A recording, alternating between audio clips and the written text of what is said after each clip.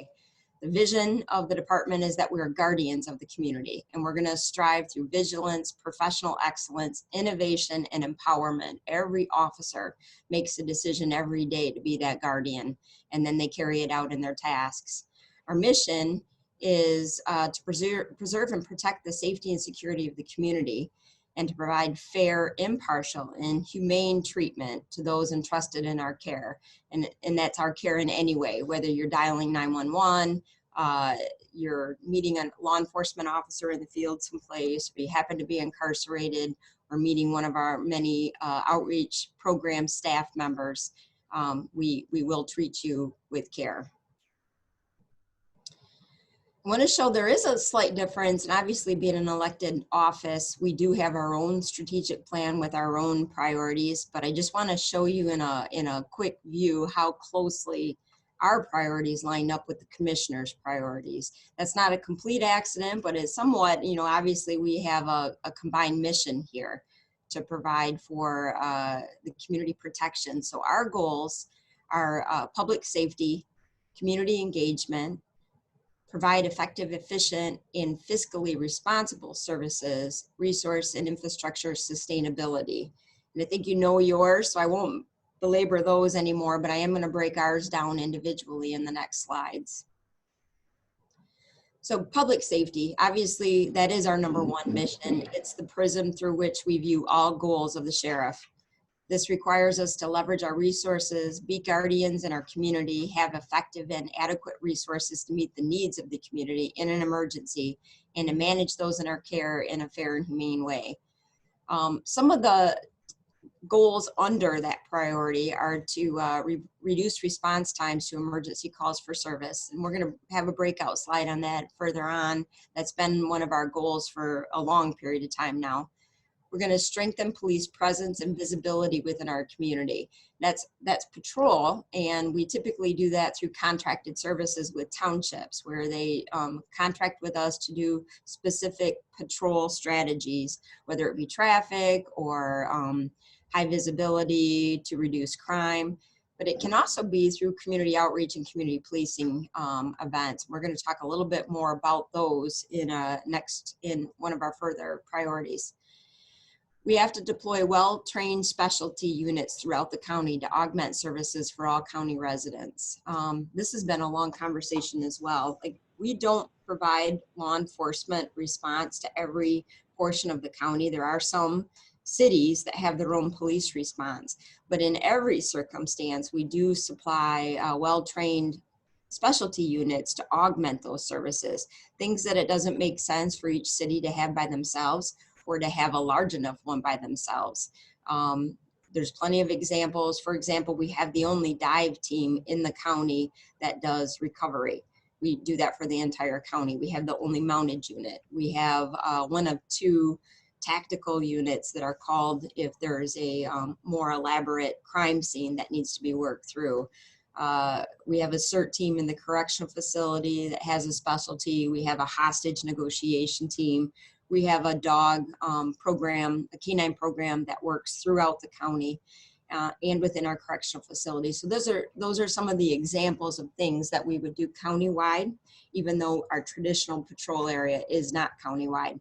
We do, however, also supply patrol services countywide when it's to back up those city units.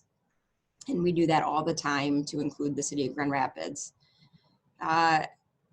Our goals to enhance emergency management preparedness capabilities, and that obviously came to fruition this year.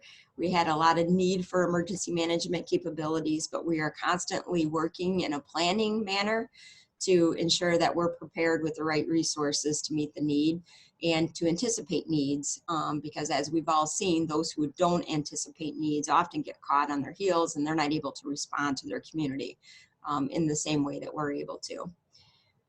We have to ensure countywide readiness for critical incidences and continue to enhance the safety and security of the correctional facility.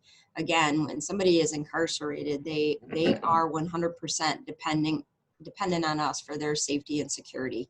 And we have to make sure we take that seriously. I'm going to jump in a little bit to our key matrices and goals as it relates to public safety. And I'm not going to read the entire bullet here, but our matrix that we've been measuring for a number of years now is to respond to priority 1 calls within 11 minutes on average in each township or patrol area. When we first started measuring this, you can see that our response times were much higher. And I apologize for a second. I'm going to have to find this slide on mine because I can't read this print. It's too small. Welcome to old age. All right. So when we originally started to measure that, our average was 13.5 minutes, a little over 13.5 minutes. Our goal was to get to 11 minutes. And we are just over 11 minutes on the average response times in 2019 when I would look at all of our response areas on average. So we have made substantial progress. Most of that, if you track with me, was a rearrangement of already owned services from the Sheriff's Department. There were no new services added to the Sheriff's Department. We rearranged overtime hours with straight time FTE hours. We kind of redesigned our patrol districts so that we could anticipate where calls were going to happen more. And you really see that culminating in 2019. As of 2020, so during the budget year of 2019, for 2020, we did receive some additional resources that would have added 1 whole FTE to the northern townships, which would then have pushed other resources to other locations. You don't see that really coming to fruition in this measure yet. That's, in time to come. You'll see that starting in 2020. And in 2020, so far, we have had a decrease, even though we've had all of the curves thrown at us, we'll go with, for 2020 and COVID, which did dramatically affect our patrol districts. We still have maintained to reduce that below the 11 minutes here on average. Some of the issue we are still seeing, though, is as you look at different townships and you go across the whole township, you do see several townships that do still come up over the priority 1 response time. So what you're seeing first are for contracted townships. You're not going to see that trend so much there. You will a little bit in 2018. You definitely see an improvement for 2019. Again, much of that was around reorganizing our resources and making it a priority to get to priority 1 calls. This is the number I often look at the most, and this is priority 1 responses for non-contracted communities. And so these, generally speaking, are the ones more toward the outside borders all around of the county. And this is where we continue to see a problem. And the difficulty with these calls are that they are low in number. And so that you're not generally in the area by routine of where these calls come, because you tend to stage officers where they're going to have the most calls to reduce travel time between less priority calls. So this has to constantly be a focus. We have had improvement even from 18 to 19. You are going to see a reduction. You are going to see a reduction for 2020. My suspicion is, but it's not as big of reduction as what I had hoped because of the COVID response. One of the things I have to point out in these graphs, the blue bar, we talk about this every year, but I'm going to just remind, the blue bar is where there was nobody available to send to these calls. So it's not necessarily just response time, it's officer availability. And you'd see, particularly here in Bound Township, that would be one of them that we would look at, why there aren't resources available in Bound Township. And frankly, it's because there are not many resources even in the neighboring communities that contract, and there are several hours every day that there's not anybody in 4 townships that are contracted for services next to Bound. Sheriff, I wonder if we're okay. There we go. There's the non-contracted that you were talking about. Thanks. Oh, okay, we're behind. I'm sorry. I'm going off the other slide. So yeah, I'm going to give you a second to look at that slide, and then I'm going to have you go There you go. Okay, so priority 2, this is again, not our measurement. This is just for information so you can kind of see the differences between priority 2 responses and priority 1 response. And a reminder, a priority 2 is where there is a risk of property, substantial property. Priority 1 is a risk of life. So that's why we make that priority our goal. And again, we are seeing improvements in time. I'm happy about the improvements in time, but we need to make sure we keep our eye on that ball. And as we go to, I think she's caught up with me, priority 2, non-contracted, you can see some very extended wait times for those citizens, but we are improving. So we're at an average of about 20 minutes, even in our non-contracted areas. And if I look back about 10 years ago, this is a substantial improvement over when we weren't counting it. We weren't really tracking that historically. I'm going to move on now. Okay, so here's just so you can see there are a total of 9 different priority level responses, some of them all the way down to, you know, they might hold for several hours in a very, very busy Saturday night. But here you can see what our responses are for all of those individual ones, and all of them are averaging between 30 and 35 minutes, even our lowest priority. So that's a pretty good response rate, given that our officers are responding over 850 square miles. Most of the time, we have around 20 people that would be on duty at any given time. That's higher during peak hours. It is lower during the after midnight, but before 4 a.m. hours. So as we compare to other departments, we're doing quite well.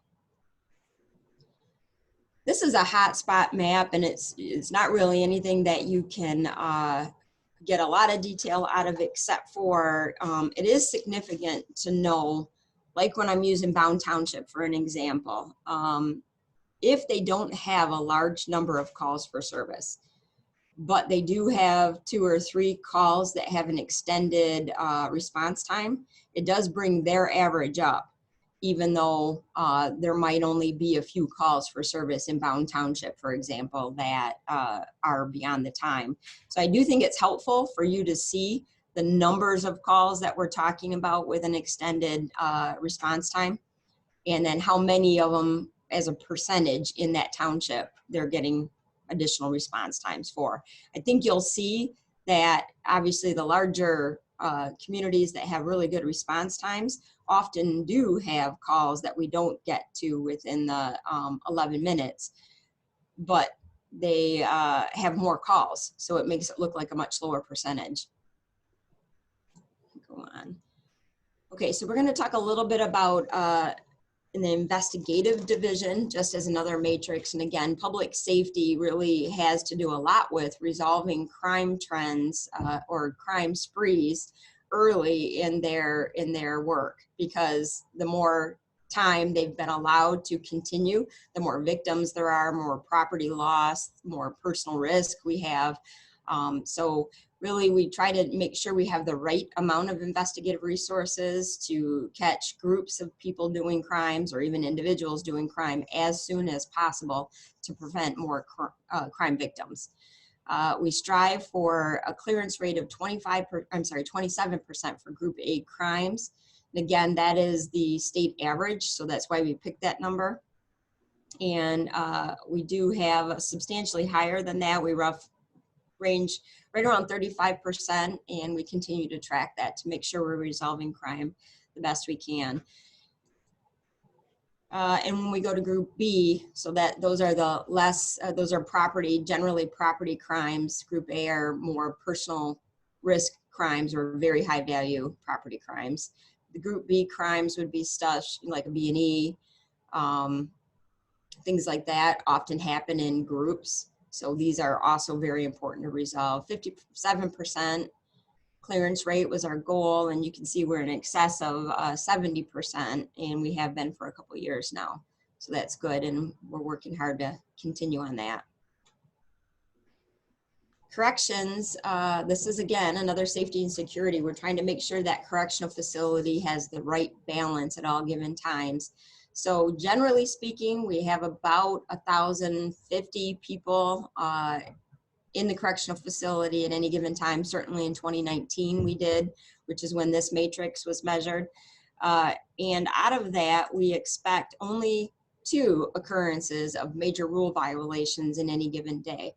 This is a pretty lofty goal, and it takes a lot of maintenance to keep this goal. It's it's an issue of seeing behavior starting to escalate and resolving the issue before it gets to a major rule violation. And a major rule violation would be maybe somebody striking out against staff, maybe somebody striking out against another inmate. It would be some kind of violent outburst. Those are the kinds of things that would be a major rule violation that we would count. And we are just over 2 per 1,000. So again, that average based on our count is about 2 per day. And it's a very good track record for us. I'm gonna go to the next slide. We're hearing a lot about this in our community, and it's something that we've been striving for really quite some time, but community engagement. It's imperative that we know and understand the community we serve and that we work each day to be a part of that community. This compels us to engage and constantly adapt to meet dynamic needs of our diverse and vibrant population. This priority demands goals that purposely direct recruitment, training, and engagement activities for staff. We have made significant strides in our priority with our social media campaign, including our Sheriff's Office app. But it's even more than that. It's our focused effort to work within our communities and have opportunities for our officers to get to know the people we're serving, and vice versa, for them to know the officers, and so that we can work together to make sure our goals line up with each other's goals. Through this, we enhance community engagement, ensure accessibility to all services. We optimize two-way communication on multiple social media platforms to increase transparency and improve emergency preparedness. Our app was significant in communicating with everybody in our neighborhoods and special needs groups during the emergency management efforts through COVID. And I think that's a good example of those relationships that we've worked to develop being leveraged in the right ways to keep everybody safe.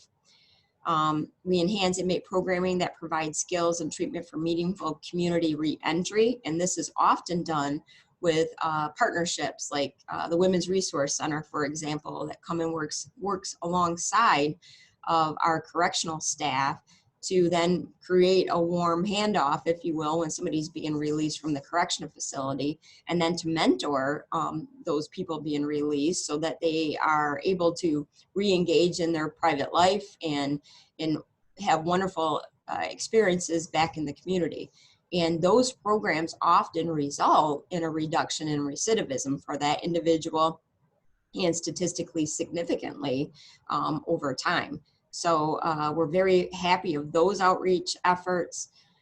We also leverage our mental health and addiction treatment partners to enhance services within the correctional facility. Again, we always strive to make sure that somebody who has a need, and we know they have a need while they're incarcerated, is matched up with services while they're incarcerated.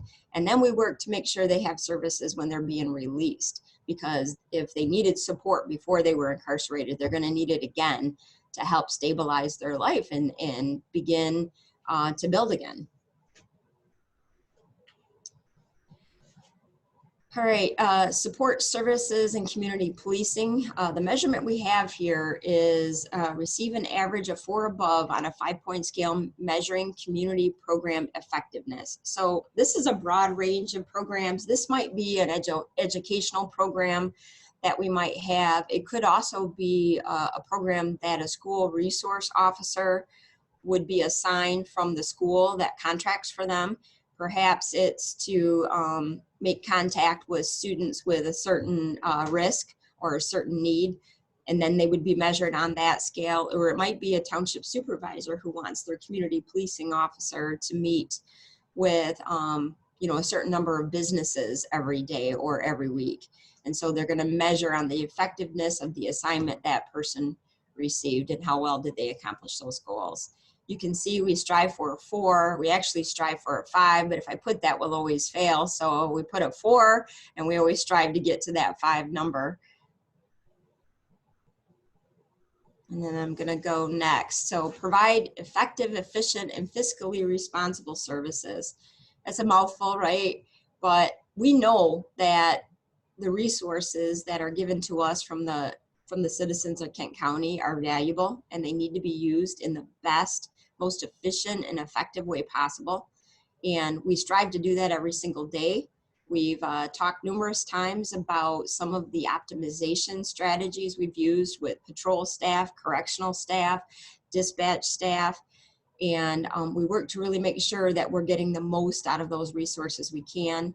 We also work for partnerships, because if those resources can be shared with an outside group that can augment what we do, we have a plus plus on both sides for our group and the other group's mission. We, oops, I wasn't done. Lost my place here. We develop data systems to enhance our ability to track training, equipment, and personnel. So that's one of the goals that we're working on this year. I think I kind of lost my place here when these scales flipped there. All right, we develop data systems to enhance our ability to track training and equipment and personnel, and we increase efficiency and capability of the communications center. So we're gonna go. So just a little bit on our training staff. So historically, we've had 2 trainers and a sergeant that coordinated our trainers, and they are responsible for the training standards of over 700 people, well, just under 700 people that work directly for the sheriff's office. There is a number of different certifications that are necessary. Some are for the entire staff, like corrections, for example. We have a minimum of 20 hours of specific training that has to happen every year for each staff member. On patrol, there's minimum qualifications and training standards that they have to meet each year. But then in addition, there are specialties, for example, defensive tactic instructor, or perhaps a firearm instructor, or it might be CPR or first aid or AED deployment that we have to maintain certifications to. So that's tracked all in our training division, and to be 100% frank, there's no room for error. So we have to meet all of our minimum requirements for 100% of the staff every single year, and we track whether that happens. In addition to the required, we in addition have multiple training sessions that we do above and beyond what's required, because that professionalism of the staff means that the service will be more professional, and our citizens are getting more for the dollar that they're deploying for the sheriff's office. One of the other metrics we measure here is in support services is the 911 call center. We have an outstanding staff. Again, just to remind you that we do answer calls for the majority of people in Kent County. Just over 61% of the people in Kent County would be directed to our dispatch center. We do still have the Grand Rapids Dispatch Center that answers the balance. We strive to answer 95% of all calls within 15 seconds, which seems like a pretty short period of time unless you're on the other end of a 911 call calling for help. So we want to make sure that's a highest priority. And we've done that obviously in 100% of the time of our goal. So we're going to the next one. Okay, our next objective is to answer 99% of calls within 40 seconds. And we've done this in excess of 99% of the time every single year. And we'll continue to do that to the best of our ability, make sure that our staff is there to answer these calls. And just to put that in perspective, that's 2 rings in our dispatch center that these calls are being answered within. I'm going to go to resource and infrastructure sustainability. The most important and valuable resource we have is our staff. Simply put, we must do everything we can to promote our staff's well-being as they serve the community. This includes having the right training, the right input, the right supervision, and the right equipment and facilities. We have several initiatives that will ensure our staff have the resources they need to do the work of the people. And I'll go through those quickly. Continued emphasis on professional development of staff. Make staff's mental and physical health a priority when developing policy. Emphasize de-escalation in all training and continued expansion of crisis intervention training for all staff. We have to develop a master plan for expansion and renovation of our facilities to meet the future needs of the community and staff. And we need to maximize safety, security, and efficiency at all facilities. So these topics are so interrelated for what we do. We've had a lot in the community where officers nationally have been accused of just heinous crimes and not being compassionate, not being empathetic to the person they're serving, not being sensitive to the specific needs of a particular family or neighborhood. And really, in order to do that effectively, one, you have to be well trained. You have to have the professional skills to really manage the variety of circumstances you're going to be faced in. So that has to be a constant focus of all law enforcement. And you have to make sure that mentally those officers are showing up for work with as empty cup as they can, if you will. If their cup's full, it can't take any more water, it tips over, they're not able to respond to anything more. They have to be fully prepared for a lot of inputs that day. And so we try to do what we can to give them the resources to make that happen. We have very, very high utilization of the Employees Assistance Program. This is very unusual for a police department. There's usually a fair amount of skepticism in police work towards anybody from the outside, but in particular, we've worked on this issue so much that we find Employees Assistance Program is highly utilized by officers at the Kent County Sheriff's Department. They rate it as being very effective and helping them work through some of the issues that are working on them. We emphasize de-escalation and training, and we think that this really helps officers bring their stress level down too, as they are able to bring an incident to fruition without force and without causing additional issue. And we do have crisis intervention training for all staff. We're working very hard to continue to make sure every single person has the right training to deal with whatever crisis they're dealing with in the street. We are not listed here, but we also have a critical incident response team. It's made up of staff members, and literally that group of staff members will watch what crimes or what issues officers are responding to, or maybe perhaps anything that happened in the correctional facility that day. And they will reach out and make contact with those officers after the incident and make sure that they are de-escalating, that they're working through what they just saw, what they just experienced, and they're identifying when perhaps somebody might need a little extra professional help to help work through. So I think that program has been very effective. So as it relates to facilities, again, the general cleanliness of a correctional facility really makes a huge difference in both the correctional mental health and also the inmates' mental health. If the place is dirty and it's run down, it's a very difficult circumstance for people to work through and have the best attitude. So we try very hard to maintain the facilities that we've been blessed with. And we work to be in excess of 8 every time we do our inspection to have a sanitation score between 1 and 10. And the inspections are actually done by a group of staff, and it's not always the same staff. Some of it's supervision, some of it's our facility staff.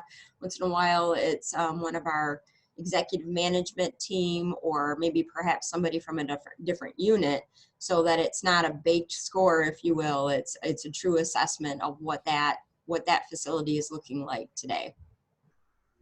And we do those inspections once a month. So here's some really key matrix that I think are really important for us to keep our track on.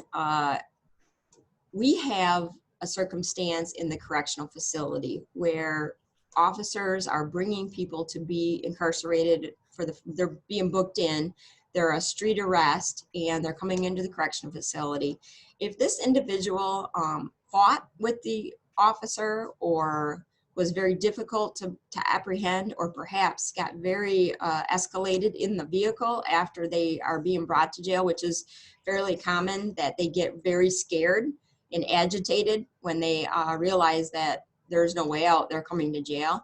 They will call the jail staff to come meet the officers in the Sally Port and provide extra assistance to get the incarcerated person into the facility.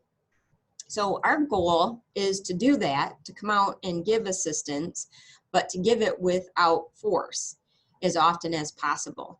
And you can see here that we've been pretty consistent on this. And then just note, this looks like, well, you've got it accomplished and you're working on it, but it looks like you're already at your goal, and we are at our goal. But my goal would be to 100% of the time not need to use force when we're dealing with somebody who's being incarcerated.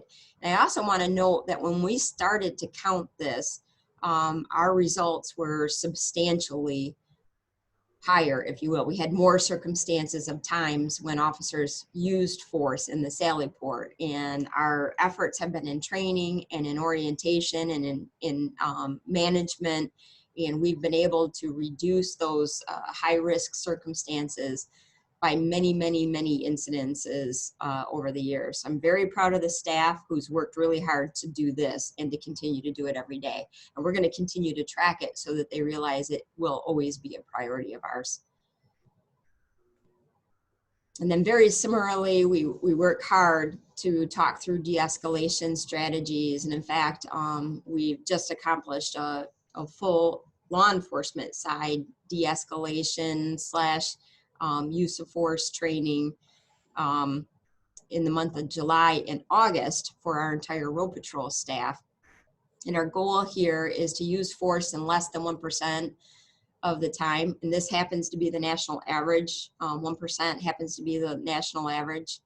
But in our circumstances, we're right around 0.25% every year. And we're striving to remain there or reduce it even more. This takes a lot of effort every day. It takes a lot of effort to make sure our officers have every option open to them and every training possible to give them the tools they need to accomplish what they need to. So just to put this in perspective, this is 1 out of every 400 police contacts that our officers use force of any type.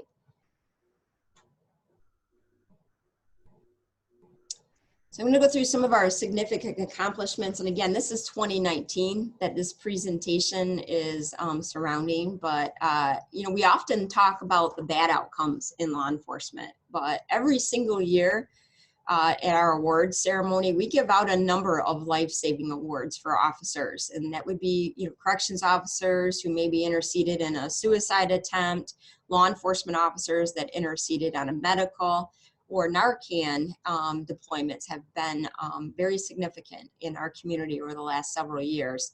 So you can see that in about 35 times in 2019, our officers saved a life by deploying a defibrillator or Narcan. And our officers are very excited to have these tools on board with them when they're doing their job so that they're able to intervene in those most critical moments. Our community policing unit raised $500 for Gilda's Club through sales of a pink patch program. We do still continue that program, and we also added to it a City of Hearts patch for the 2020 initiative. Proceeds have been a little slower. Obviously, we've been in a different circumstance this year. Deputies covered over 1 million miles patrolling and responding to calls for service and handling over 66,000 original complaints where law enforcement officers went to somebody's home and took a report. Our recidivism rate in our correctional facility was 27.6% lower than the national average. And that's because of the programs and the wraparound services and the intervention services that we strive to have available for every person who becomes incarcerated, every person who's at that critical moment in their life. Our crime scene unit responded to over 800 scenes and processed them. Our school resource officers investigated 66 school violent threats within our 14 different contracted school districts. These are often reported on social media, and the community involved when these risks come in, when these threats come in, are very nervous. They're scared about the safety of their kids. And so being able to resolve those in a very quick manner is key to our success. Our Emergency Communications Center answered 155,000 emergency and 230,000 non-emergency calls for service, which is an increase by almost 15,000 calls. And I just have to note, all calls that come into a dispatch center are supposed to be emergency of nature, but these numbers reflect the 911 calls versus the business line calls. But the business line calls would be people who actually dialed the phone number. It's interesting to me how many people will not call 911 no matter what's going on. They don't want to acknowledge the fact they have an emergency. So they'll say, well, it might not be a big deal, but somebody is breaking into my house. Could you send somebody? And then, so obviously we have to be very cognizant of that when we're answering these non-emergency calls and make sure we do it in a very timely way, because we often find there are medical emergencies and very real threats that come in on those lines.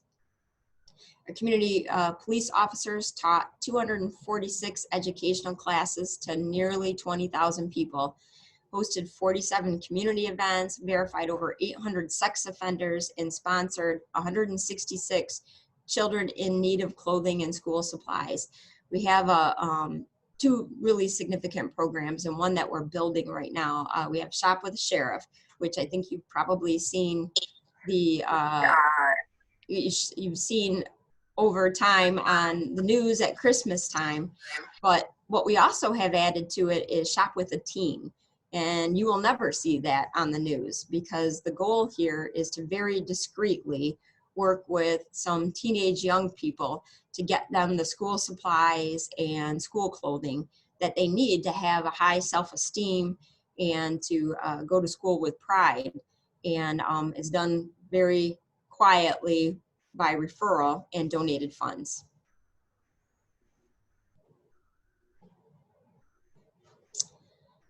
Some of the challenges we had in 2019, and of course we're all aware of the 2020 challenges, but we actually had a polar vortex in January and February of 2019, which we did a fair amount of whining about last year, but we're all kind of feeling like, wow, that was kind of nothing as it compares to 2020.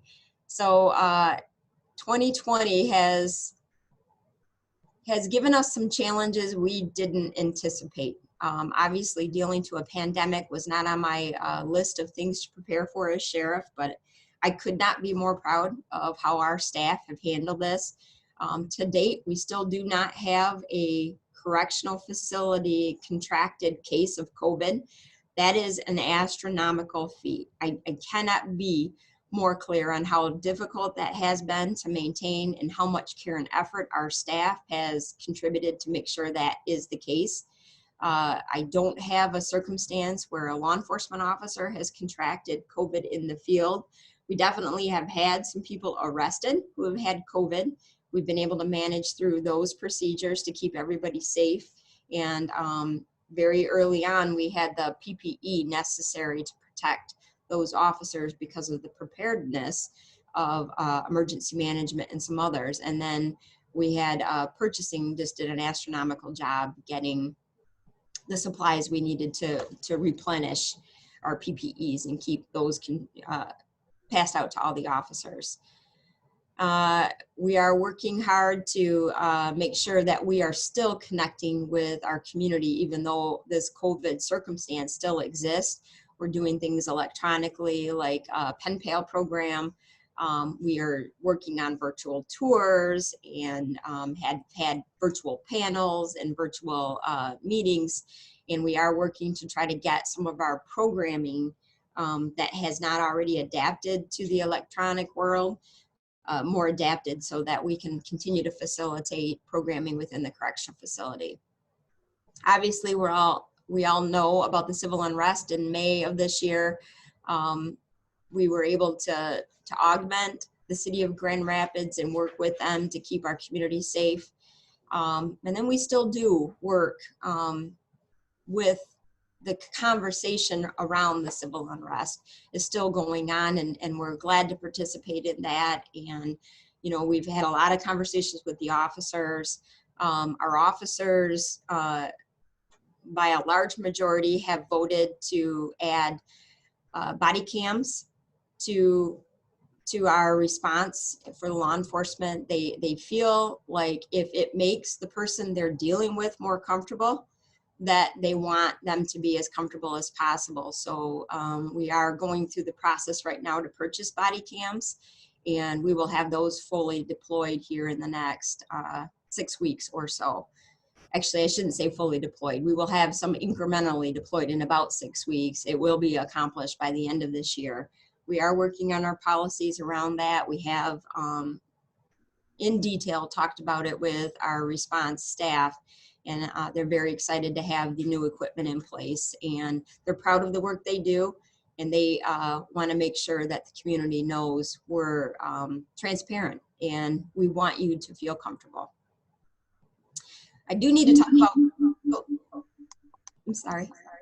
I do need to talk about a little bit, one of our issues in the COVID circumstance, but also with the civil unrest, is recruiting and retention. And to be frank, this is not a great recruiting environment. One, we have difficulties reaching out to students because they're not brought together.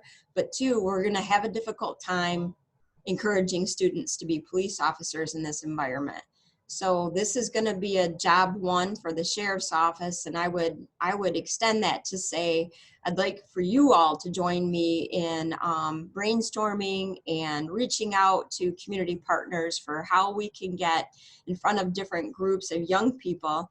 And I think really the strategy is middle school, early high school, late high school, early college, to try to talk to people about public service. Not all of them are going to want to be a police officer or corrections officer, 911 operator, but the more young people we can talk into joining public service, the better off all of our county offices are going to be in the next 5 to 10 years.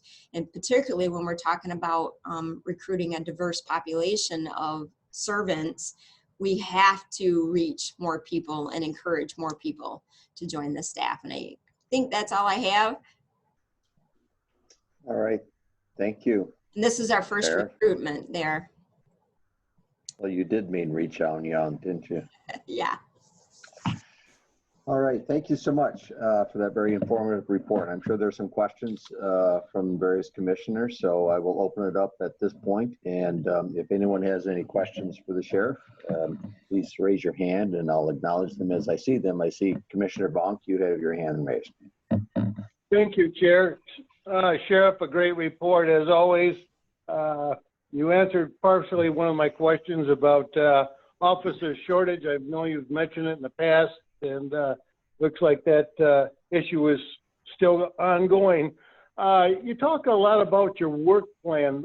Could you explain how that work plan transmits working with the townships, the supervisors and the managers, and how that is taking place, and what are you doing with the locals? Yep. So we spent probably 18 months in total developing that 4-point strategic plan. On a side note, in case you ever consider doing it without a consultant, that's how we tried it, and it took a lot of work. So I'm glad that you guys actually had a consultant to develop a strategic plan.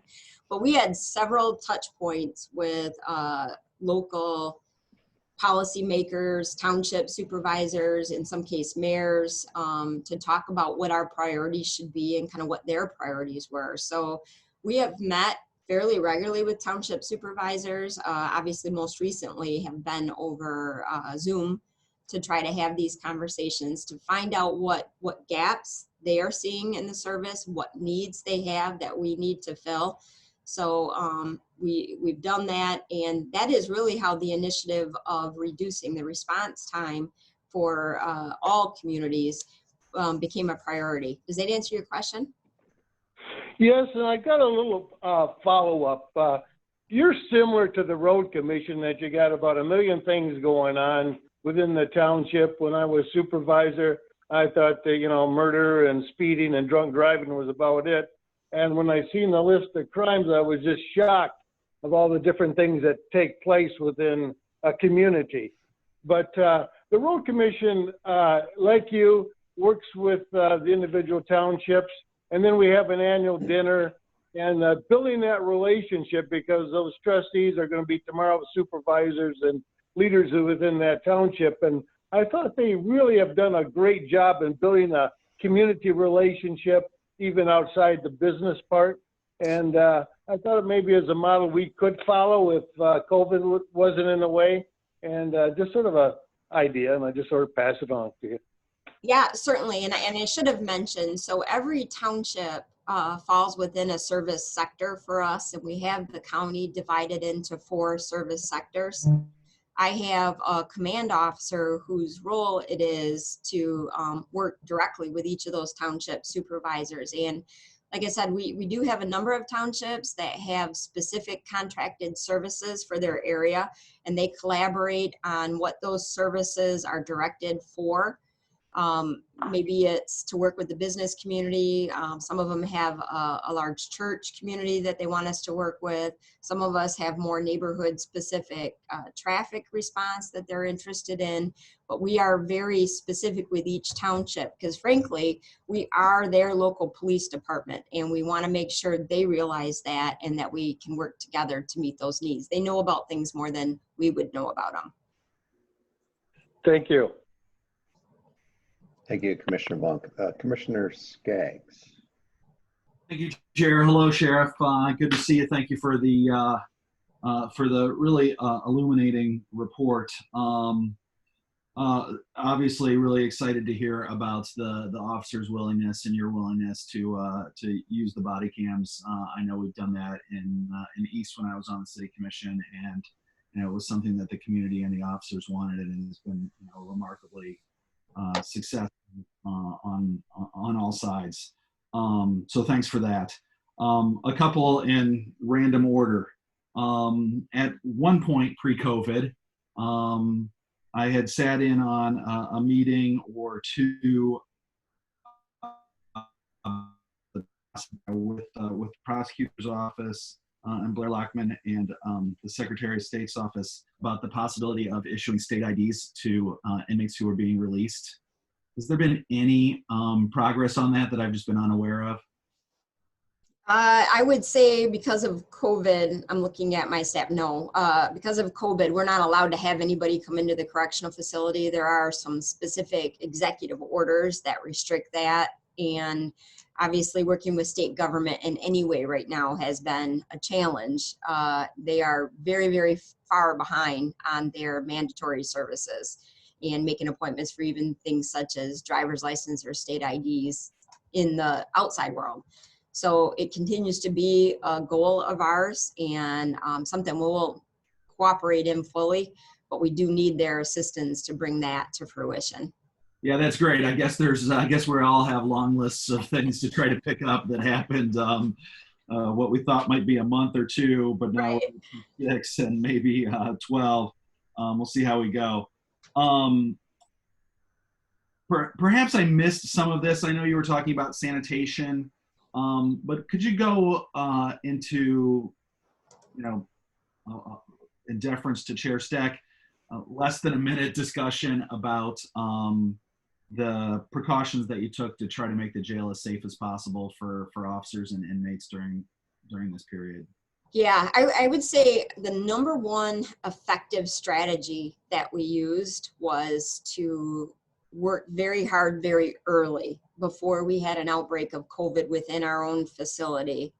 We started some strategies to work with judges ahead of any of the executive orders really directed us to do so. And it was because, obviously a correctional facility by design has people in very, very close quarters. we are blessed with a facility that has many single cells, if you will, but some individuals, due to their classification, their risk for mental health issues, it's not ideal to have them in a single cell. So we had to work within our system. We had to work within our population.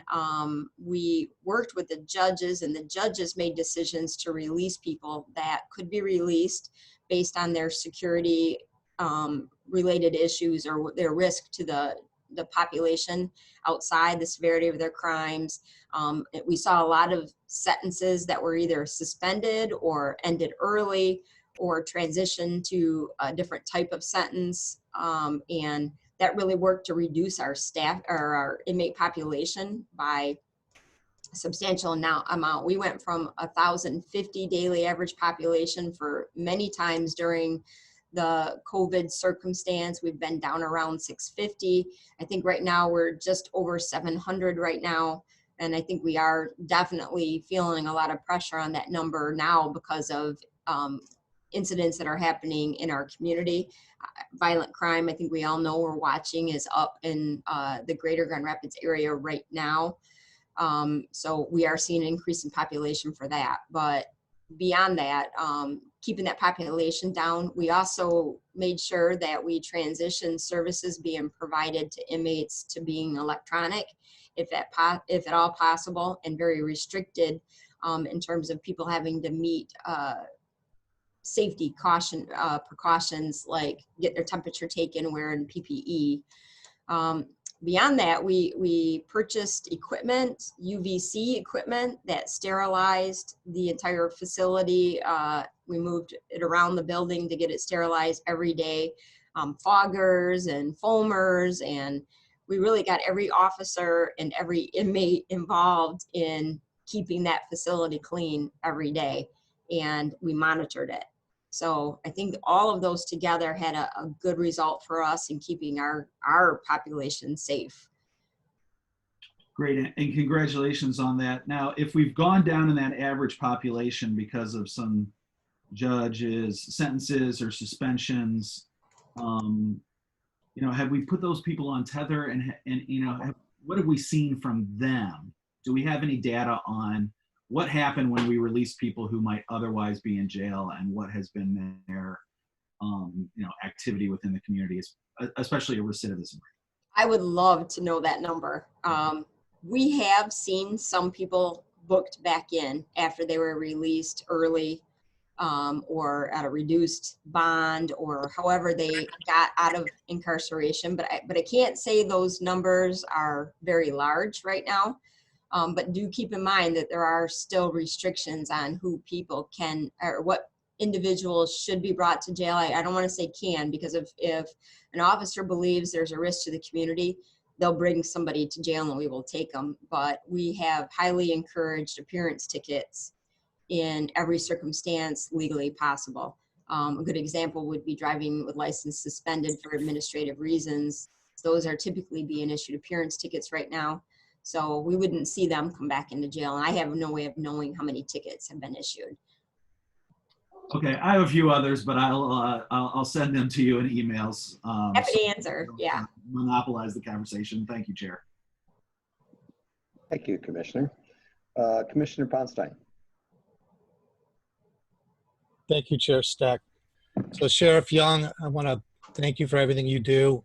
The law enforcement budget of the county is the largest expense, and rightly so. I think you highlighted very well everything that is demanded of our sheriff's department, and I really appreciate all the efforts that they do.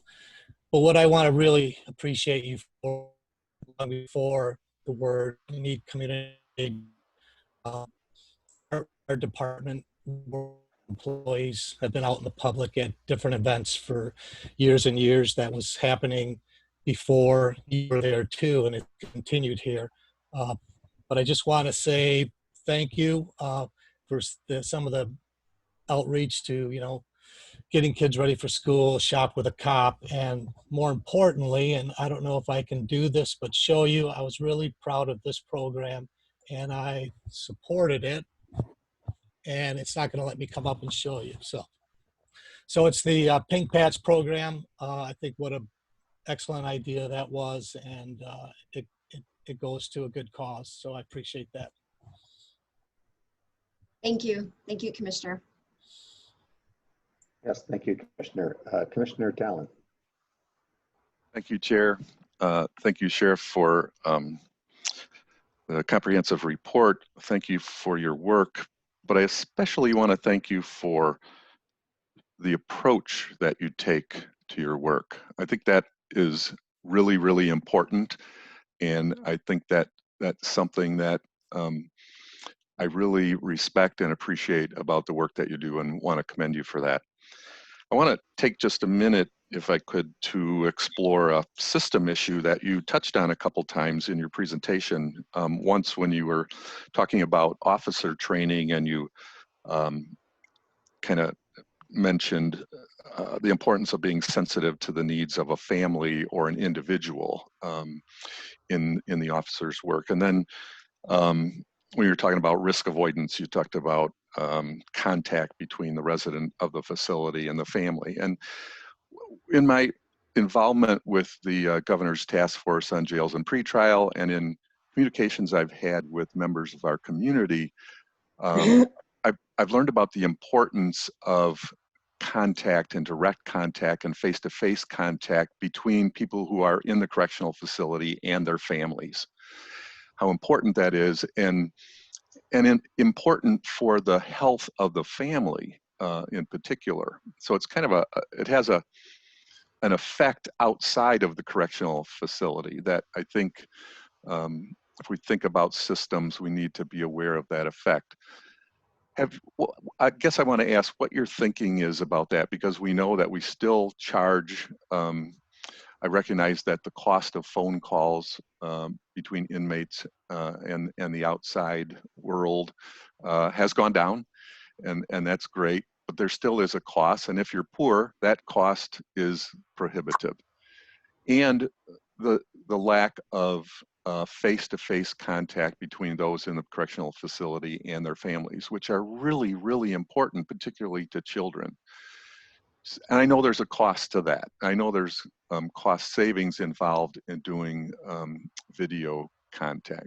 Could I just ask you to talk about that, where you might be headed, what your thoughts are, and what we could do? So, for example, could we have face-to-face contact if the community was willing to fund that, to fund the extra cost for that?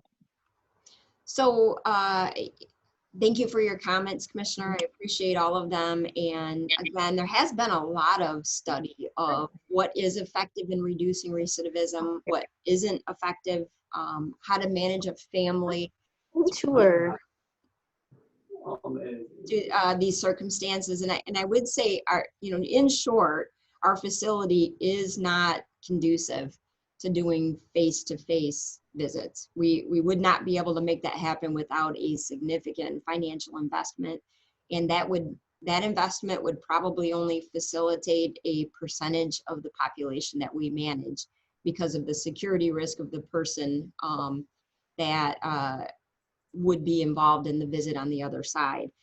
Video visitation was put into place here more than a decade and a half ago. It's been more and more available. We have worked to try to make sure that opportunities to visit are expanded. We have worked through COVID, even with our vendor, to give free video visits. Because that is a way that we can increase that contact. But I understand that there is nothing like the face-to-face contact. One program we haven't really had an opportunity to fully talk about or fully deploy yet, although we have made it available, is the tethering program that we've been working on with the state. And really what this would do would allow somebody to have a tether through the sheriff's office, somebody who's charged with a crime and sentenced to Kent County Jail, and they might make them more available to do things like work release or an outside work program, but potentially that would be a group that we could work with to have some kind of visiting opportunity in person. And I'm happy to consider that and move forward and look for strategies. But again, population wide, I wouldn't think it would be feasible with the current facility makeup. Thank you. All right. Any follow-up, Commissioner? No, appreciate the Okay. response. All right, good. Any other comments or questions? I don't see any others. I do have a couple of questions, Sheriff Young, if I could ask. We tend to overlook this this issue that you commented about in your report, and that is that the Sheriff's Department serves as the secondary response across the county, not just in the townships, but including those jurisdictions that otherwise have their own police agencies as their primary response. And whether that's for just backup or whether it's for a specialty service that you've described, that's a service that we provide across the county. Am I right? Very correct. And it's a significant number of times that we respond to Well, other. Go that ahead. was going to be my follow-up, whether or not we track that. I didn't see it specifically identified in any of the reporting data, but do you keep track of how many times our department responds to, for example, calls for backup or specialty services within the city of Grand Rapids or Kentwood or Wyoming, those that have their own police forces? Yes, we do track that individually. And just for an example, during the civil unrest that weekend in May, we took over 200 calls for service in the city of Grand Rapids. We were the only responding agency as GR's resources were directed to downtown. We did everything else. So obviously that's not a normal circumstance, but it's something we have to be prepared for. So we do have those numbers. And are those services that we provide at a charge back to the jurisdiction, or are those simply part of our responsibility? They're part of our responsibility. They're part of the county. Some other examples are some proactive patrols that we work, like the city of Grand Rapids in their normal summer would have a bar district patrol that they facilitate every year. We participate in that. All kinds of proactive patrols in different communities that are having particular events, who they feel like there's going to be an influx of citizens. So it's very common. Okay. The second question I had is, I did see the report on the incidents of force used, and I think it was like an incredibly low number. I thought it was like 0.27%. And am I reading that in 0.27% of the times that your officers or department engage the community or an individual, some level of force is used? Correct. Okay, that's not a deadly force number, it's just some level of force? Some level of force. That might be somebody's arm being with force put behind their back, or it might be what we call an escort move. It could be something more substantial, but every time force is used, it's indexed on a form. Immediately, the supervisor has to review all related video and interview individuals associated with that use of force. And it's tracked by our training unit to see if there are officers who more often than not are using force, or if there's any kind of training indicated by a streak of uses of forces where it looks like an officer didn't have enough resources available to them or not thinking through enough resources. So we are very careful with our use of force and make sure we know what we need to know from them. And in today's environment, there's a lot of attention to the use of deadly force by policing agencies. Do you have any numbers or any observation as to what percentage of that low percentage actually involves some level of deadly force being applied? It would be a small fraction of the number that's reported there. So again, that's the numbers we have reported is 1 in every 400 police contacts. Out of all the police contacts we've had in the last several years, there have been 2 deadly uses of force. They've all been, you know, our deadly use of force have been ruled in compliance to the prosecutor's office, and they're in cases where the officer was met with a life or death circumstance. But it's a very, very small fraction of a percent. And is it so that in each of those circumstances, the environment, the development of what happened in the field is subjected to a fairly rigorous review, both internally and externally? Yeah, absolutely. In fact, in those cases, we don't investigate the incident ourselves. We, in every circumstance, would bring another department in to do the criminal investigation that's involved. And it goes to the prosecutor's office before we even see what that report says. And then simultaneously, we'll do an internal review. That internal review looks at our application of policy and procedure, whether there was a training gap, what training might be indicated in the future for that person. And then obviously, if they meet our criteria for remaining on the force, if they did use deadly use of force, if it met our requirements. So it's a very rigorous. And then obviously, if there's a loss of life, often in our world, there's going to be liability and perhaps a lawsuit. It's almost certain that when there's a loss of life, there'll be a lawsuit involved, and we're subjected to the scrutiny that is entailed in that as well.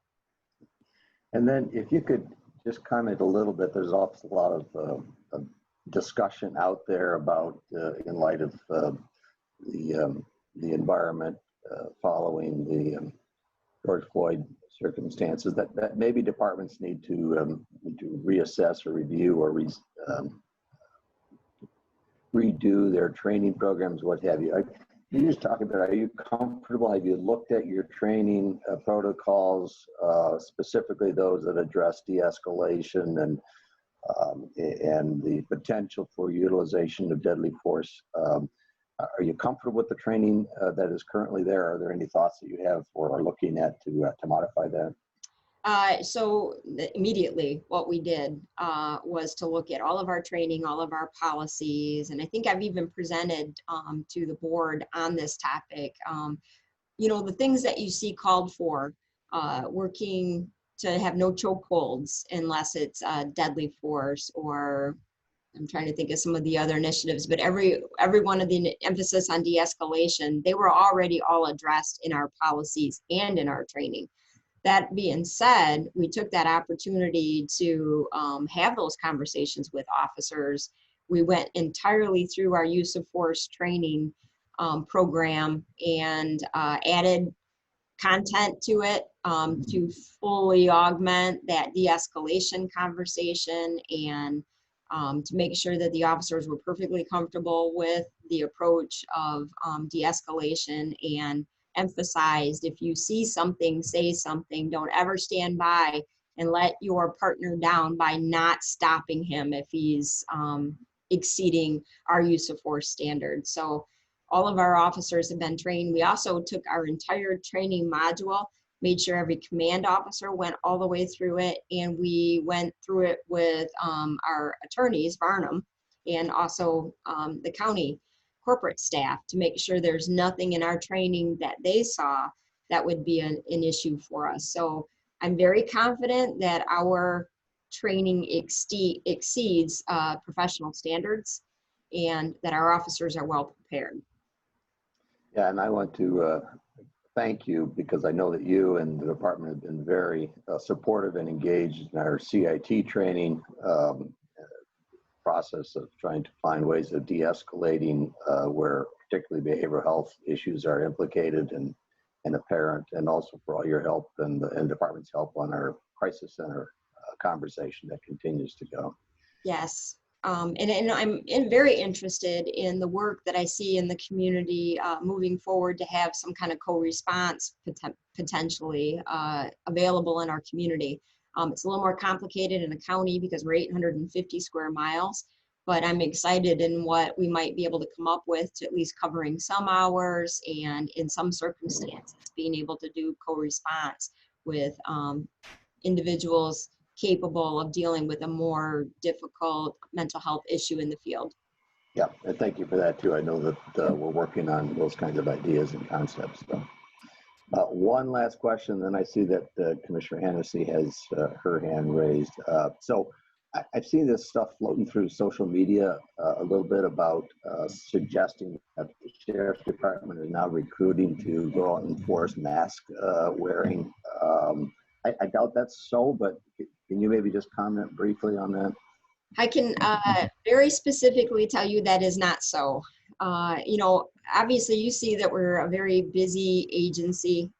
We have a mission to respond to calls for service, and we are responding to calls for service. I can't say that there aren't some circumstances where we've been called because somebody isn't wearing a mask, but it's typically when there's some sort of personal safety risk associated beyond being able to contract the disease. And I'll give you an example of a store owner who has asked somebody to put a mask on and that person refuses, and then they become angry or maybe disorderly, then we would certainly respond to that incident to keep everybody safe. But simply because somebody's not wearing a mask, we're not going to respond to that. We have our own mission to deal with, and I cannot use Sheriff's Office resources in that way because I don't have enough. We do encourage people to wear masks. I do support all the mask initiatives to encourage people to keep themselves safe and others, but I don't see this as a Sheriff's Office role to enforce. Thank you for that. I think that Commissioner Hennessy, you still have your hand up. Thank you. Thank you, Sheriff, for this report. You mentioned there's retirements, and I'm curious if you can give us just an overview of what you're going to be looking at in the next 3 to 5 years on retirements. And I'm also curious as to when you're recruiting, there'll be the qualifications that are in writing in terms of education or experience. But otherwise, what are you looking for in the people you're recruiting to work within your department, whether it be on road patrol or in corrections? So, you know, we went through a retirement bubble in the correctional facility about 2 years ago and lost 30% of our staff. And we are just now getting back up, but I would say incrementally now, you're still gonna have a substantial number of people every single year who can retire in corrections.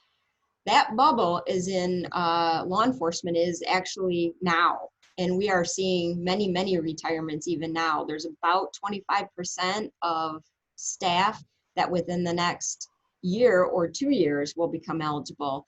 In 5 years, more than 50% of our staff would be eligible. So it's a significant issue for us if you're looking at law enforcement.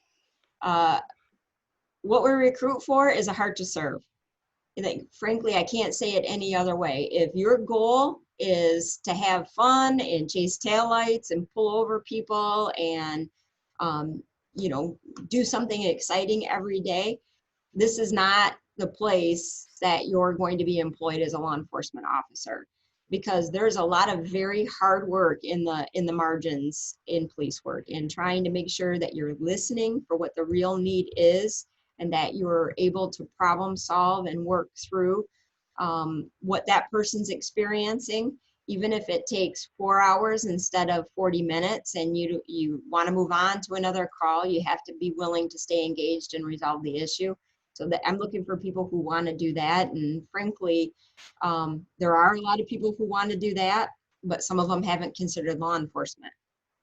So we have to make sure they're at least considering law enforcement.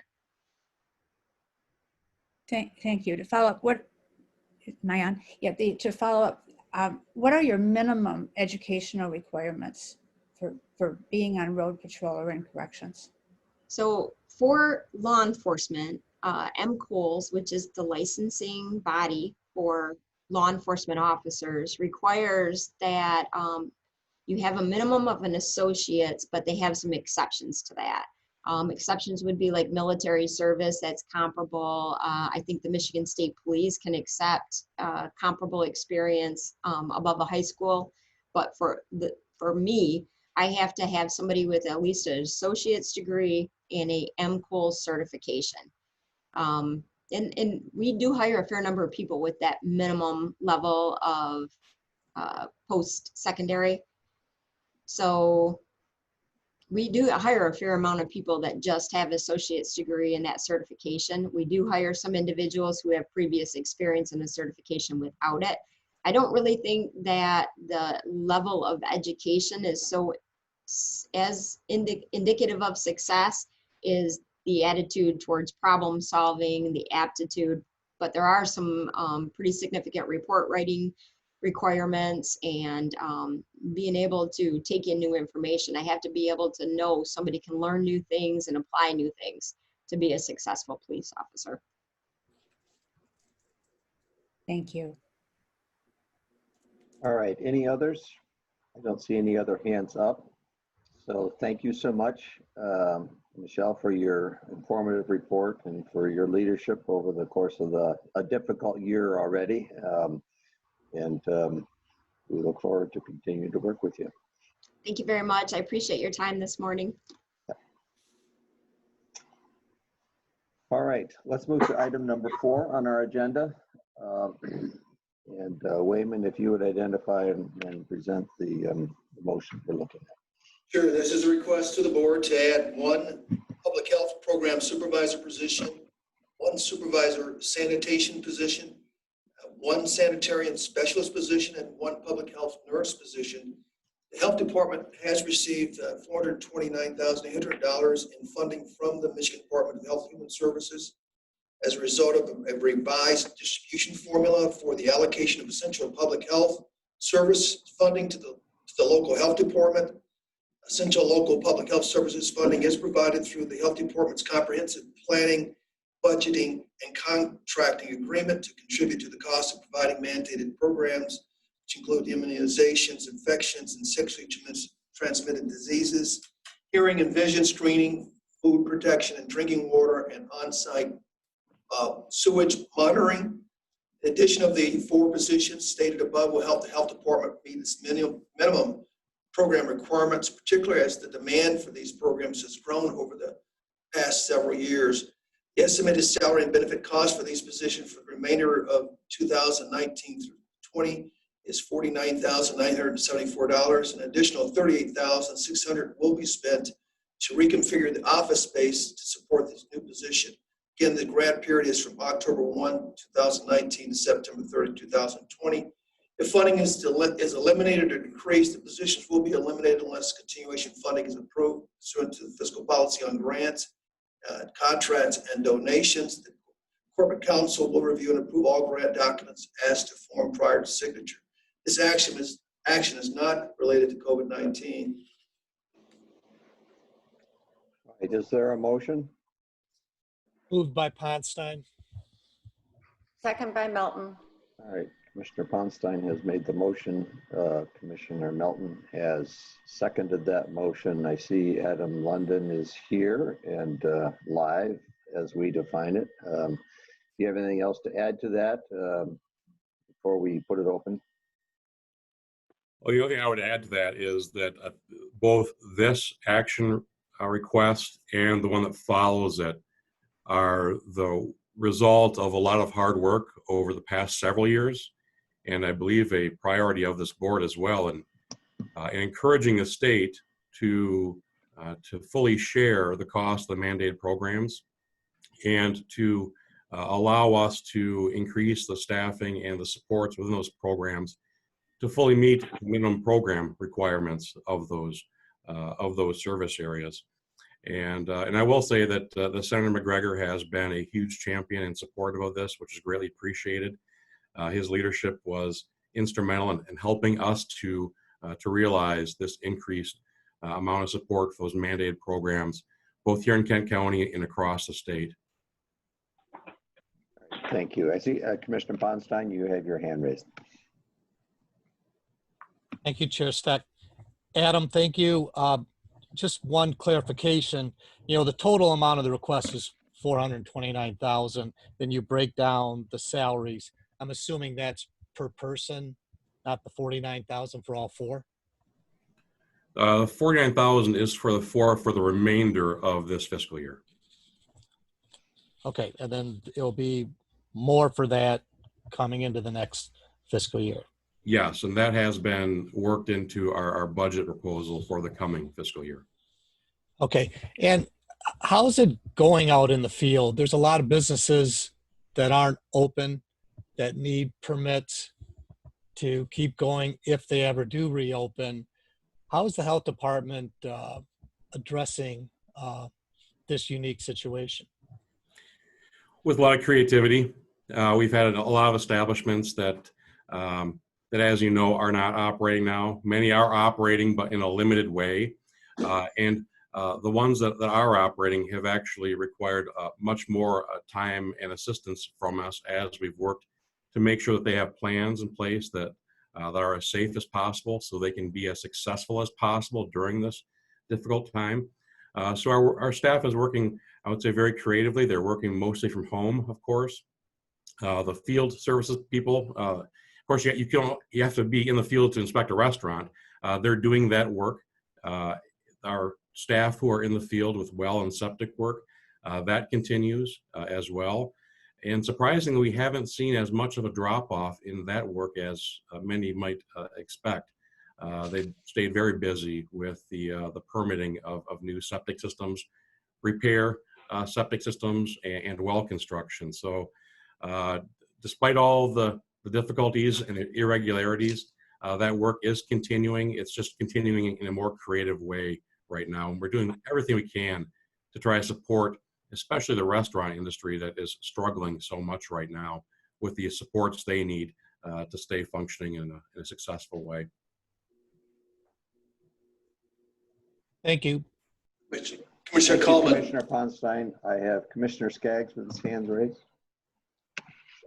Thank you, Chair. Well, this is fantastic news. And obviously we've seen lately the importance of public health, a little more, I guess, standard mandated services that the health department has been dealing with for years and years.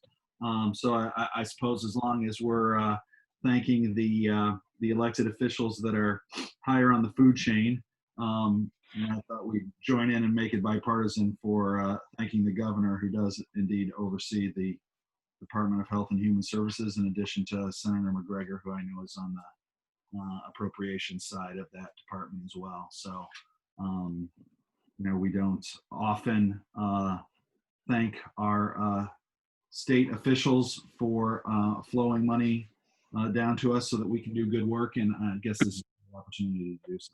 Thank you, Chair. All right, thank you, Commissioner. Commissioner Talon, you have your hand up. Thank you, Chair Steck. Just wanted to try to clarify some confusion on my part. This appears to be, and this is kind of procedural, appears to be that this is, or it's described in one place as a revised distribution formula, that these additional dollars are coming down. But later on in the summary of the requests, it's talked about a grant period, fiscal policy on grants, contracts, and donations. Corporate Council will review and approve all grant documents. So is this a grant, or is this simply a revised distribution formula, or is this some gray area in between? And so I can take the first swing at that, and maybe others want to chime in. This is part of our annual grant from the state of Michigan for these essential local public health services. The formula that the state has used to divide that fund every year between the local health departments has changed. And the previous formula was, I think, 10 or 20 years old, and it was based on population and growth projections at that time. They're now using a more refined tool that is informed by current population and projections to divide the grant, the total grant amount every year going forward based on this new formula. but it is a year-to-year award that we receive from the state of Michigan. So And with if- that could change based on the level of funding we would receive from the state when we receive the approval from the state. I guess if I could follow up, Chair, I guess my concern is that we're applying our grant policy to this, and it seems, I don't know, it feels a little confusing to me that we would consider this a grant. What would we not consider a grant if we consider this annual allocation of funding to be a grant? Well, this is maybe a play on words a little bit. This is a grant, and like any amount of money we receive from the state, this is not locked except for the signature of the state. As you know, any change in the fiscal conditions of the state could change, which would warrant reductions in the number of dollars that we receive. So, like the federal government's funding that we receive from them, no different. So this is what I would consider a grant as a result of the fact that we can't control decisions made at the state level. Okay, I didn't know there were any decisions at the state level that we could control, but I guess I would just continue to suggest the point being we should be pretty careful about how we describe these, and it's pretty comprehensive to call all of those kinds of state fundings grants, which then our policy on grants, which includes if funding goes down, somehow positions are automatically eliminated. That feels pretty ungainly to me. So just a suggestion that we consider that moving forward. Thank you. Thank you, Commissioner. Perhaps a conversation that we need to carry on offline later to see whether or not that's a distinction that needs further clarification. Great, thanks. Okay, I think Commissioner Coleman has his actual hand physically raised. Thank you, Chair. Questions specifically on the public health nurse position, for immunizations. When I was reading this, it describes, the goal of reducing wait times. I remember last week, I think it was, seeing a news story that immunization, I think it was Kent County officials are worried about, drop in immunization rates or something like that. So I don't know if if those are different things, or if we just consider that drop in immunization rates temporary and this is anticipating future demand. Yes, Commissioner, that's a good question and a great point in that our immunization services have largely been offline for the past several months, as most places have been. We are now doing immunizations again by schedule, of course. We do believe that that's a temporary problem. It's a serious problem, the decline in vaccination rates. It's something that we believe that as things reopen fully, that we're going to see an increased surge in demand for vaccines because of the number of people who haven't been able to have as easy access over the past 4 or 5 months. And certainly looking forward, as we anticipate demand for the flu vaccine in the fall, we expect that to be higher than average. And then looking forward as the COVID vaccine becomes part of the schedule of things that we provide on an ongoing basis, the demand for immunizations is only going to increase as we go forward. Thank you. Thank you, Commissioner. I believe that Commissioner Hennessy had a question. Thank you. I appreciate all that the health department has been doing in the last few months. My question is really, I agree with Commissioner Talon. I'm a little confused on all the funding and what the actual costs are. My other question is just for clarification.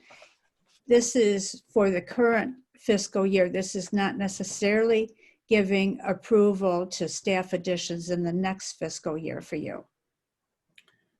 The revised funding formula number is included in our 2021 budget request that will be coming forward to you all very shortly. And these positions and this revised amount is included in that number, and it's also included in the state's working budget right now for the coming year.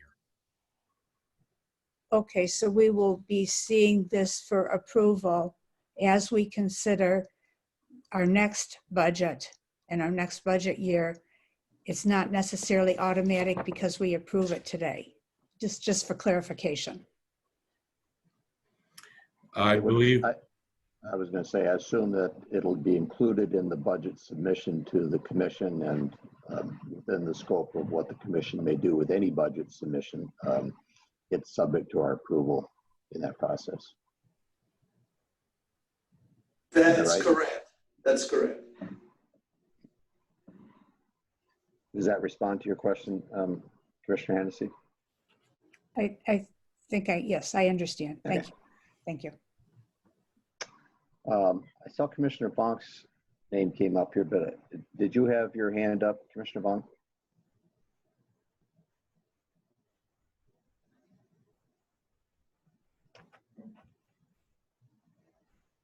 Since I don't hear back, I'm going to assume not. All right, any No, other I comments? did. Thank you. All right, thank you. Any other comments, questions?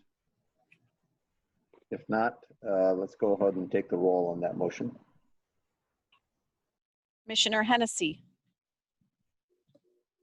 Yes. Commissioner Coleman, Yes.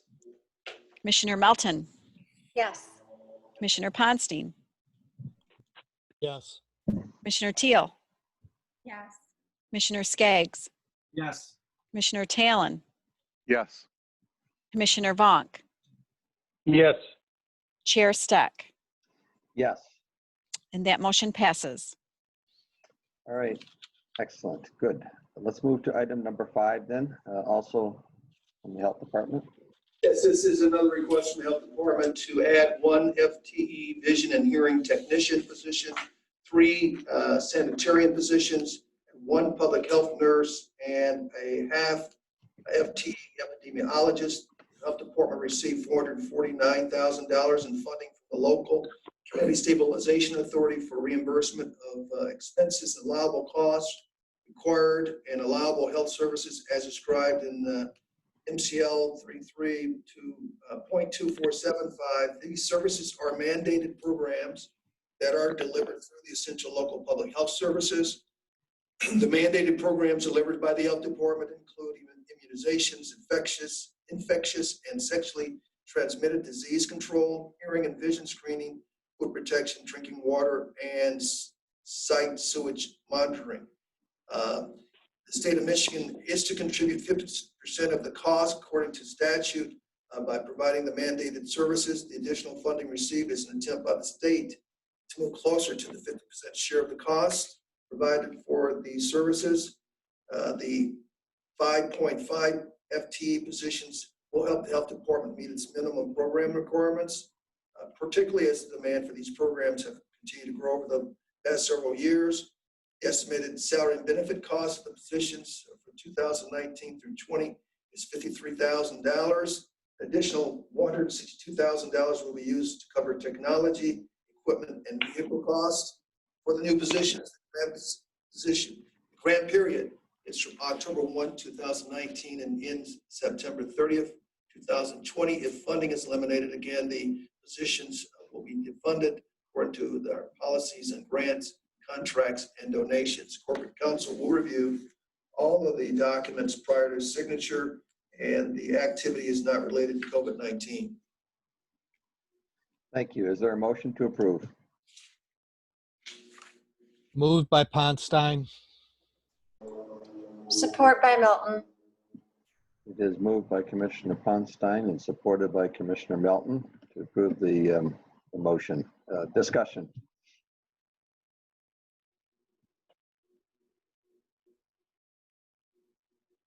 Any questions? Well, I've got my hand raised up, so I'll just Oh. chime in. So you do. I'm sorry, Chair Commissioner Steck. Ponstein. Well, that's all right. So I just wanted to be clear. because this comes up at all levels of state government and county government and what we provide. It states here that these positions will help the health department meet its minimum program requirements, and it will help the state get closer to the 50% that is mandated. So are they giving us the mandated amount of 50% or are they not? Not yet. No, they're in the low 40% range. This brings them up from I believe the low 30% range. It's been an ongoing priority for the Michigan Association of Local Public Health officials and for this board as well to get that 50% full cost share of the mandated programs. It's a big step, but it's not fully to 50% yet. So yeah, thank you for that. And it's not a problem that's new. I'm not pointing a finger at any elected official, but this is something that counties and local units have dealt with for decades, is the unfunded mandates, and we've got to keep that in mind. But also on the same part, for the public that's listening in today, this is an example how county government works and what we provide with sometimes limited funding. And Mike, congratulations not only to the health department, but all of the county government and the services that we delivered, and a lot of times at an expense above and beyond of what we're supposed to do. So thank you, Adam. Thank you, all the staff. Thank you, Commissioner. Points well taken. Thank you for raising that. Any others? All right. If not, Pam, will you go ahead and take the ball? Sure. Commissioner Hennessy, Yes. Commissioner Kallman, Yes. Commissioner Melton, Yes. Commissioner Ponstein, Yes. Commissioner Teal, Yes. Commissioner Skaggs, Yes. Commissioner Talon, Yes. Commissioner Vonk, Yes. Chair Steck, Yes. and that motion passes. Good. All right. Let's move to item number 6, another motion from the Health Department. This is a request to add one outreach worker position to the Spectrum Health Ready by 5 millage for strong beginnings. The Health Department has received $87,900 in funding from Spectrum Health to fund the position through the Ready by 5 program. Strong Beginnings is a home visiting program that utilizes community health workers to work alongside of nurses and social workers in the maternal and infant health program to provide services that do not require the skill of an or expertise of a nurse or social worker. The outreach worker position is funded through the Ready by 5 millage, will provide services to low-income women who arrive in our country as a refugee to have healthy pregnancies, deliver full-term healthy babies, and overcome the obstacles of poverty, to raise healthy children who are ready to excel in school and life. The estimated salary and benefit cost for the position for the point FTE supervisor for the remainder of the 2019-20 budget is $47,000. An additional $13,900 will be used to cover supplies, travel, and indirect costs. The grant period is March 1 through 2020 to December 31, 2020. If funding is eliminated, the position, of course, will be eliminated, but I would doubt that that would occur, resulting from our support for the millage. Corporate Counsel will review the program and signed all documents as to form. This action is not an activity related to COVID-19. Is there a motion to approve?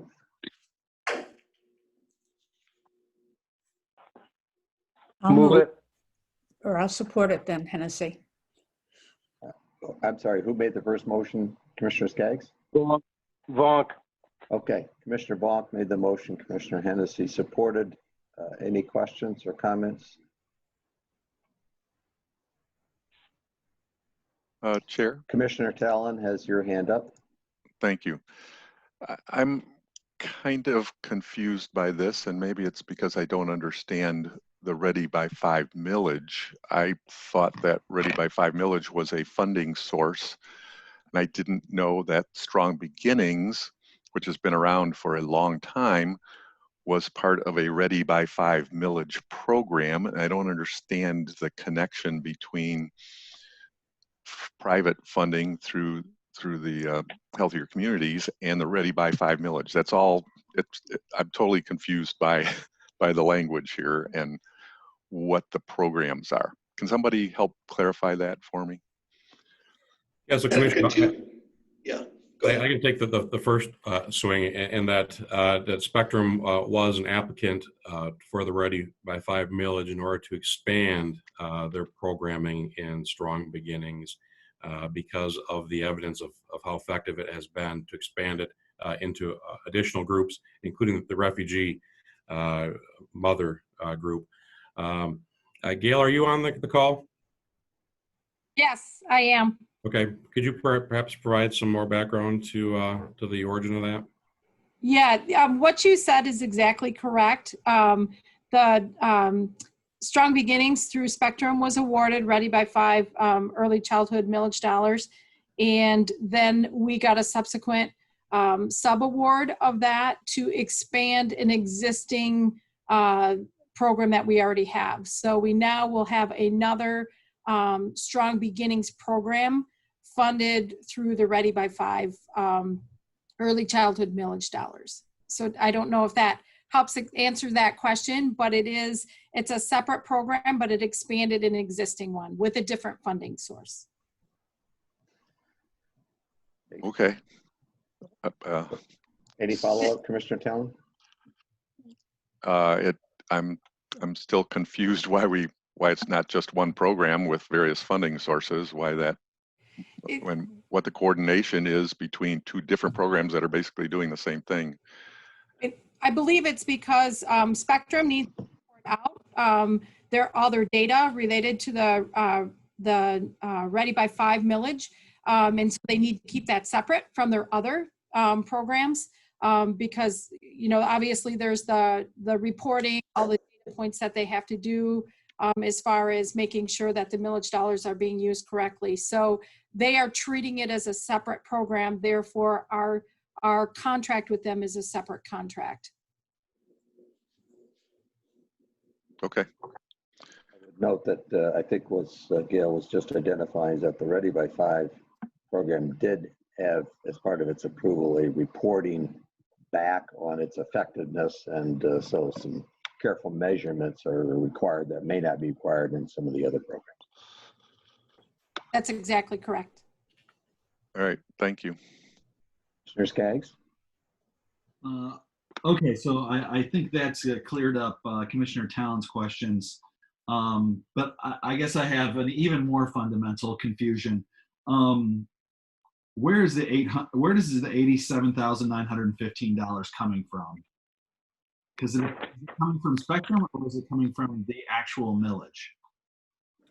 My understanding is it's coming from the millage through Spectrum to us, because Spectrum has a number of contractors who do Strong Beginnings work for them. We do it in complement to our maternal infant health program. So Spectrum is the direct recipient from the millage, and they're subcontracting that out to their vendors, if you will. And we're one of those vendors. Yes. Okay, that makes sense. Thanks. Thank you. Commissioner Melton. Chair, that was pretty much my question. I'm trying to gather in my mind how the millage. I mean, I thought that the millage dollars went to a specific thing, and so I'm having to expand my understanding of that. And I think my question was answered. So thank you. Okay. So essentially, that comes into the county, it goes to Spectrum, and then Spectrum sends it back to the county under the subcontract. Along with a number of other providers of the Strong Beginnings program. Circle of life. All right. Any other questions, comments? All right, Pam, will you go ahead and do the roll? Sure. Commissioner Hennessy, Yes. Commissioner Kallman, Yes. Commissioner Melton, Yes. Commissioner Ponstein, Yes. Commissioner Teal, Commissioner Teal, Yes, sorry. Commissioner Skaggs, Yes. Commissioner Talon, Yes. Commissioner Vonk, Yes. Chair Steck, Yes. and that motion passes. All right, good. We are on to page 2 on our agenda. Is there one more here from the Health Department? Yes. This is a request to the board to add one outreach worker position to the Spectrum Health System's Strong Beginning Program. The Health Department has received $200,000 in funding from Spectrum Health to fund the existing health resources and services Strong Beginnings program and to expand the program with one additional full-time outreach worker, one position. Strong Beginnings program is a home visiting program that utilizes community health workers to work alongside nurses and social workers in the maternal and infant health program to provide services that do not require the skill of an or expertise of a nurse or social worker. The Strong Beginnings program's goals, again, are to improve birth outcomes and decrease the rate of infant mortality, to reduce barriers to care for pregnant women, infants, and toddlers through the community outreach and case management and education, and to improve care for pregnant women through screening and coordination improvement, and to engage the community to advocate for culturally competent care. The estimated salary and benefit costs of the new outreach worker position and existing outreach worker and supervisor positions is $162,000. An additional $38,300 will be used to cover supplies, travel, and indirect costs. The grant period's April 1, 2020 through March 31 of 2021. Again, should funding be eliminated, these positions will be reduced. The corporate council will review and approve all grants documents as to form prior to signature. This action is not related to COVID-19. Is there a motion to approve? Moved by So moved by Ponstein. Mr. Ponstein moved to approve the motion. Support Alan? from Commissioner Talon. Any discussion? I see Commissioner Talon, you have your hand up.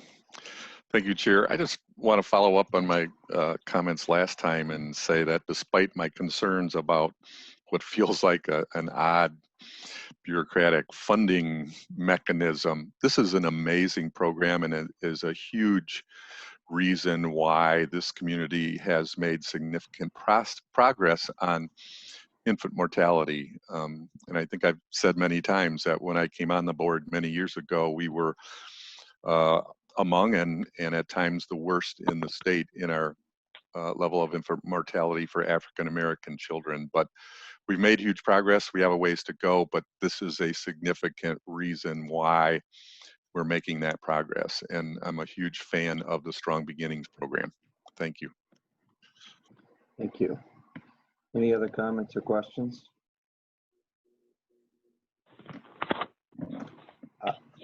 Commissioner Bonk? None. Okay.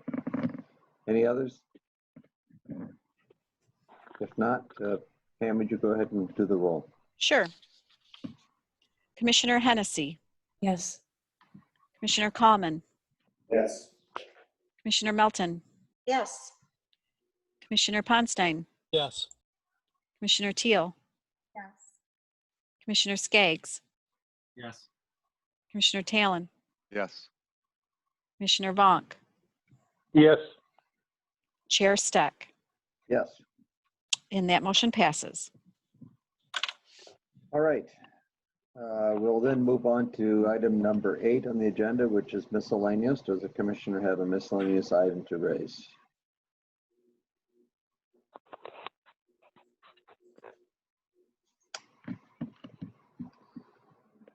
Go 2 hours on a meeting and there's no miscellaneous. Go figure. I've got my hand up. Oh, there you go. Yep. All right. Commissioner Ponstein. You know, I'm on Windows 7, so it might be on my end that you guys aren't seeing this stuff. So, It takes a while to get through the system to get. yeah. So, no, I just wanted to, make the observation that it was a little longer meeting, a good meeting. I appreciated all the comments from all the commissioners, especially the reports. I think what it highlights is, most of the conversation today or this morning is two of our largest expenses in the county. And the health department does a lot of things that maybe if we should look at different ways of the health department reporting to us, because they do a lot of things, and try to get more in depth. So not only commissioners, but the people in the public know everything they're responsible for doing and the effectiveness of the way they're doing. Same holds true with the, sheriff's department.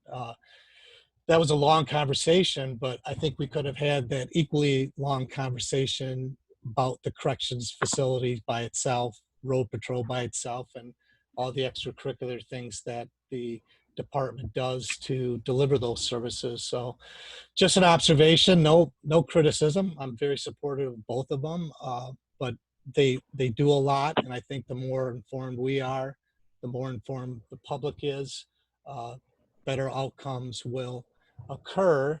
And I'll try one more time to point out the one program that Michelle did bring up. It's a great program. It's a great way to raise money for the department and battling breast cancer. So the Pink Patch program is still out there, and I think you can still donate to it. And I appreciate that unique fundraiser that the Sheriff's Department came up with. Thank you, Commissioner. Commissioner Hennessy. Thank you. The Area Agency on Aging of Western Michigan has a family caregiver university, and they do programs once a month. And there is one today from 1 to 3. And if you call the area agency, anybody could probably still register. And this one is on guardianship and conservatorship. I can spit the word out, but and guardianship is a program that I really think people need a lot more understanding of. If you go through guardianship, you're going through a court order, and it's supervised by the courts. And oftentimes people think I'm just going to have a partner in care. Well, you really need to understand what it is. This is a program I've encouraged them to hold, and am really pleased to see that this will be taking place today. Thank you, Commissioner. No others. I do have a couple of items. One, you probably saw the press release from the county on the process in which we are beginning to solicit applications for board positions that will open up in the next year. So I would encourage all of you to use your communication vehicles to disseminate that information as broadly and widely as we can. So that we are able to recruit as many applicants as possible. If you also have specific candidates in mind, certainly encourage you to contact Pam and get that information directly, so we are able to follow up as much as quickly as possible. And then just another heads up that we do know that we have an opening on the Community Mental Health Board that has come up, and we still have, I think, one on the Fire Commission. So we're still plugging away at it, and would anticipate that we may have to do some interviews midterm here if we try to fill those. All right. If nothing else, yes, Chair Stack, just one thing quick. When I looked at that list too, and I know there's an opening on the KDL board again, and I think that's the one that we just interviewed. Are we going to re-interview people, or was our kind of intention is the person that we just appointed a month ago will carry into that term? If the person we appointed was to fill a term that ends this year, then I think our practice is to post all of these so that the public has an opportunity to submit their application. So I presume that we would then have to go through the process and make a determination whether we do wish to interview for that, or whether as we have sometimes concluded, that the incumbent is appropriately reappointed without an interview process, but we'll make that determination as we get there. Okay, thank you. Commissioner Talon? Thank you, Chair. Another follow-up question to that. I noticed that the Solid Waste Planning Committee is not listed as one of the boards that we're looking at. We've got a couple of public works folks on our committee here. Do we know why that is? Is it not active right now? Don't know the answer to that question. Okay. Maybe one of the commissioners that serve on the DPW. Or maybe staff could follow up? Yeah. Appreciate it. Thank you. All right. If nothing else, we stand adjourned, and our next meeting is September 8, 2020 at 8:30 a.m. Thank you all.